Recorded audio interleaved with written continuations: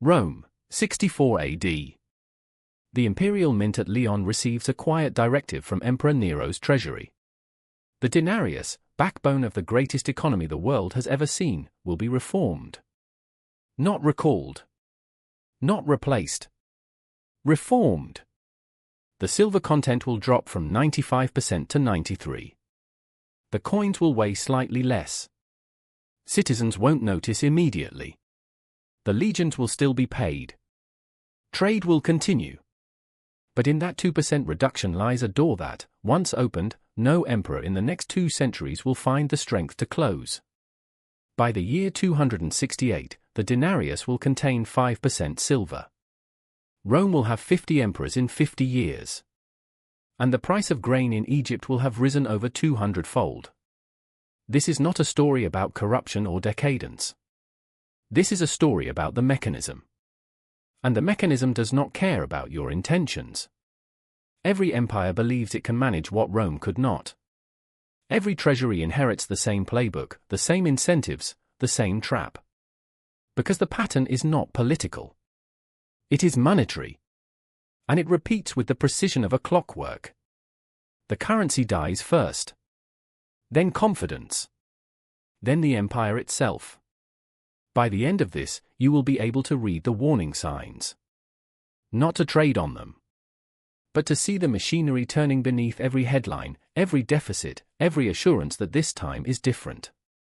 The cycle begins the same way every time. Sound money. A currency backed by something scarce, trusted across borders, used not because the law demands it but because everyone knows everyone else will accept it. For Rome, that was the denarius. Introduced under Augustus around 23 BC, 95% silver, standardized weight, minted with the emperor's face. It bought loyalty. It paid legions. It settled trade from Britannia to Syria. It was not just a coin. It was a promise. And for a century, Rome kept that promise. But empires do not stay small. They expand. An expansion costs more than taxation can cover. Troops must be paid. Borders must be garrisoned. Grain must be imported to feed a capital of 1 million people who do not farm. So the empire borrows, not in the formal sense we imagine today, but in the most ancient way possible. It borrows against the future by quietly degrading the currency itself. Nero's 2% reduction in 64 AD was not the plan of a madman. It was the plan of every finance minister since. Reduce the silver, keep the face value, stretch the treasury, fund the wars. And for a while, it works. Trajan, the soldier emperor, debases further to fund his Dacian conquests. The silver content drops to around 85% by 105 AD. The expansion brings wealth, slaves, gold from the mines of Transylvania, and Trajan is called Optimus Princeps, the best of emperors. No one blames the currency. Not yet. But the door is open wider. Then comes Marcus Aurelius, the philosopher king, forced to sell imperial furniture to pay for the Marcomannic Wars. The denarius falls to 75% silver by 180 AD. And now the mechanics begin to show. Merchants notice. They do not announce it in the forum. They do not write editorials. They simply raise prices. Because a coin that contains less silver is worth less, and if you accept it at the old price, you lose. This is not greed. This is information. The debasement is a signal, and the market reads it faster than any decree. By the reign of Septimius Severus in 194 AD, the silver content is down to 50%. Half metal, half lie. Severus raises soldiers' pay by 50% to keep their loyalty, but he pays them in debased coin, so the raise is an illusion. Prices rise in tandem. Soldiers buy less even as they carry more. And here the cycle crosses a threshold. The currency is now a tool of political survival, not economic stability. Whoever controls the mint controls the throne. And whoever takes the throne must debase further to pay the army that put him there. The 3rd century arrives like a flood. Between 235 and 284 AD, Rome has 50 emperors. Most die violently. Most reign less than 2 years. The denarius becomes the Antoninianus, a double denarius in name but not in silver. By 268 AD, under Gallienus, it contains 5% silver, 95% base metal. Citizens in the eastern provinces stop accepting it. They demand payment in old coins, in gold, in goods. The empire fragments. Gaul and Britannia break away under their own emperors. Palmyra severs the east. Not because of barbarian genius, but because the currency that held the empire together has disintegrated. The legions still march, but they march for warlords, not for Rome. And when the pay is worthless, loyalty is too. Which empire do you think we are most like right now? Tell me below. Rome is not the exception. It is the template. Spain in the 1600s rides an empire built on New World silver. The Real de Plata flows from Potosi, funds the largest military in Europe, and makes Spain the superpower of its age. But silver is not wealth. It is a claim on wealth. And when you flood the world with claims, each claim buys less. By 1640, Spanish silver has caused price inflation across Europe. Spain itself is hollowed out. The crown defaults on debt in 1557, 1575, 1596, 1607, 1627, and 1647. 6 defaults in 90 years. The silver keeps coming, but it flows through Spain to creditors in Genoa, Augsburg, Amsterdam. Spain becomes the paradox of empire, the richest state is the most indebted. The currency loses its trust. The empire follows. France, 1789. The revolutionary government inherits a bankrupt monarchy. It issues the assignat, a paper currency backed by confiscated church lands. The first issue is modest, controlled. But war with Europe demands funding. The printing presses run. By 1795, the assignat has lost 99% of its value. Bread riots sweep Paris. The revolution devours itself not because of ideas, but because the money died.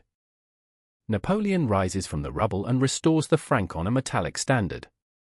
Empires do not fall because of philosophy.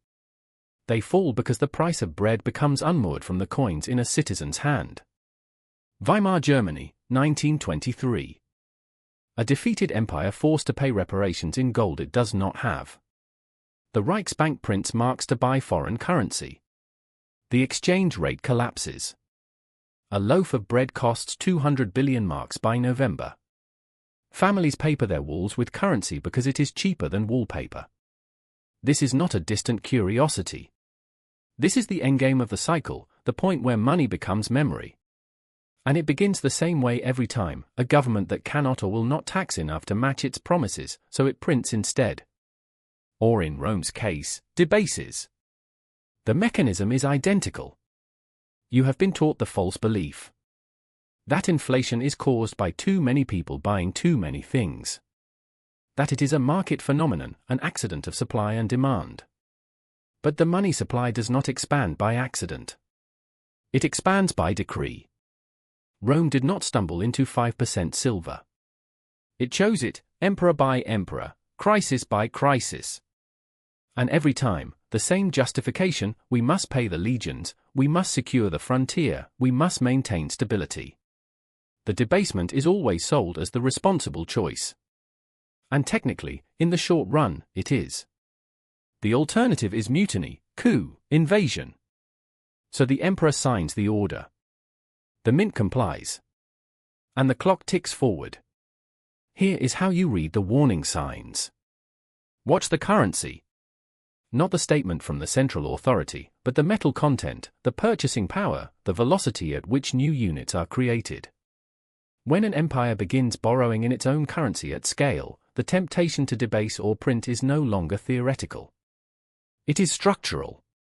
When foreign creditors begin to doubt and demand payment in something other than the empire's paper or coin, that is not the start of the crisis. That is the middle. The start was years earlier, in the quiet meetings where officials decided they could stretch the currency just a little further. Watch what the empire pays its enforcers. Roman soldiers in the 3rd century were paid in debased coinage and began extracting payment in land, in goods, in loyalty to generals instead of state. When the people who enforce the system stop believing in its currency, the system is already hollow. And watch the prices of essentials. Grain in Egypt, oil today, the goods that economies cannot function without. When those prices begin moving not because of harvests or discoveries but because the measuring stick itself is warping, you are watching the cycle in motion. Diocletian, 284 AD, tries to stop it. He issues the edict on maximum prices, fixing the cost of everything from grain to wages to a haircut. Over 1,000 goods, all price controlled by law. The punishment for violation is death. It fails within years. You cannot fix prices when the currency itself is broken. The market simply stops. Goods vanish. Barter returns. The empire survives not because the edict worked but because Diocletian also reformed the coinage, introduced the gold solidus, and split the empire into manageable pieces. He did not restore Rome.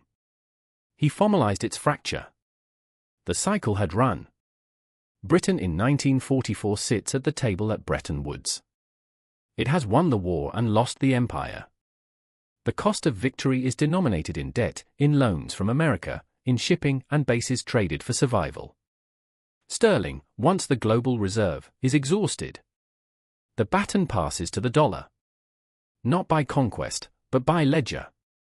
And in 1971, the United States closes the gold window.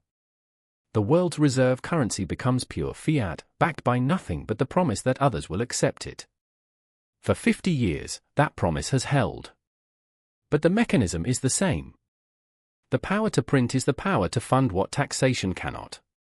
And that power has never, in the entire monetary history of civilization, been declined forever. The ledger is a tide. It rises slowly, imperceptibly. Then it turns. And the turn is not announced. It is recognized in hindsight, when foreign holders quietly diversify, when allies begin settling trade in other currencies, when the bonds of the empire are no longer the safe asset but the crowded one. Rome did not declare its currency dead. Egypt simply stopped accepting it. Spain did not announce it was no longer the hegemon. Amsterdam's bankers simply moved their capital elsewhere. The empire is always the last to know. Every great power believed it was different. The ledger disagreed. Subscribe. One collapse decoded at a time.